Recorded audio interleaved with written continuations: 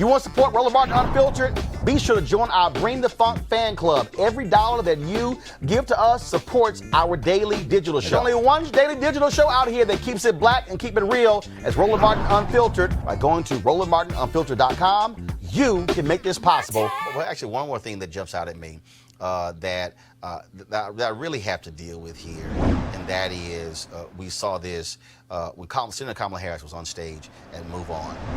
And it was Karine Jean-Pierre who had to stop this dude from walking up. Let me tell you something right now. One of these white boys is going to get body slammed, okay? And let me be real clear. I had a problem when the Black Lives Matter people rolled up on stage snatching microphones. That's a security issue, okay? You can make an argument. You can make a point. It's a security. That is a security issue. And in fact, Karine stepped in front of Senator Harris, but both of them could have been hurt. And I'm telling you right now, if I'm one of these candidates who are running, I'm telling any of these groups, I ain't speaking on stage. What's your security plan? What's your security plan? Because trust me, a copycat watches that and goes, yo, I could try that.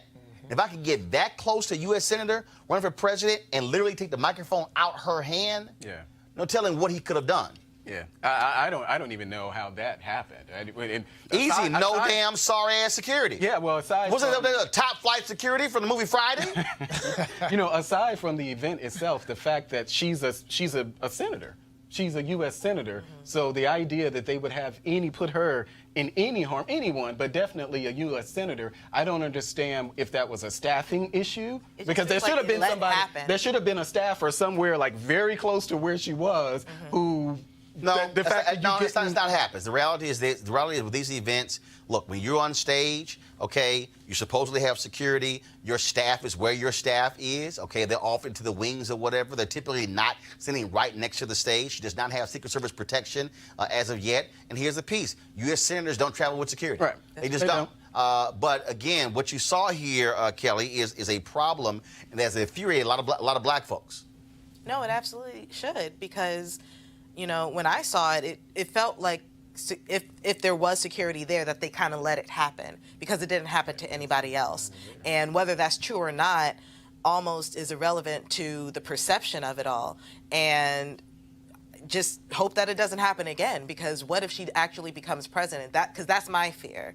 And I think that was the fear for a lot of black voters when Obama became president. Like, what is going to happen to this man? Are people going to be resentful in his face as his security and not protect him because of who he is, you know? So hopefully they just, you know, straighten that out and it just doesn't happen again. Jason, I always thought large events would have police officers. I know, for example, you know, you can't have a party at the University of Maryland, particularly if it's black, and not hire the police. You must hire the police.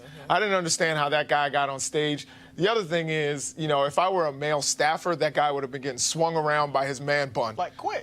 With the quickness. Like, every time I watched the video, I wanted to, you know, knock the guy out. How he just sits there with the microphone. Talks, and was able to talk. Yeah, no, he talked all the way as he got pushed off stage. It would have been a totally different outcome. Yeah, it would have looked bad. And look, Karine stepped in, and then get a couple of white staffers who were like sort of like meandering out, and it was two brothers who were also after she did the initial stop. Two brothers who came out of the audience, jumped on stage, and were the ones to lay hands on homeboy and move him off stage. And so, but again, hopefully we'll see the change there. All right, folks, back to our Roland Martin Unfiltered video in just one moment. All right, folks, they're back. MarijuanaStock.org has another great investment opportunity.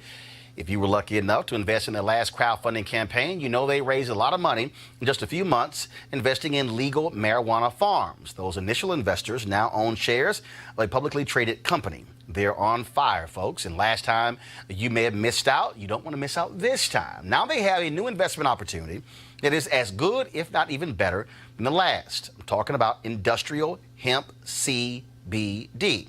Now, for those who don't know, the hemp plant is the cousin to marijuana with a much higher concentration of CBD, which means hemp CBD gives you all of the medical benefits of marijuana without getting you high. Now, until recently, hemp farming was practically illegal in the U.S. and heavily regulated by the DEA. However, the 2018 Farm Bill Congress passed, making it legal to grow hemp CBD in the U.S., is creating one of the largest commodities worldwide. They need land to grow all of the plants. This makes for an incredible investment opportunity, and that's where our good friends at 420 Real Estate come in. Their business model is very simple.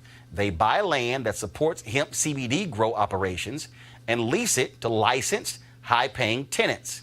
That's right, they are hemp CBD landlords, and you can get in on the action. You can invest in the crowdfunding campaign for as little as $200 up to $10,000. You may not want to miss out on this one, folks. All you got to do to invest is go to marijuanastock.org. That's marijuanastock.org. You can get in the game, and you should do it now. Now back to your Roland Martin Unfiltered video.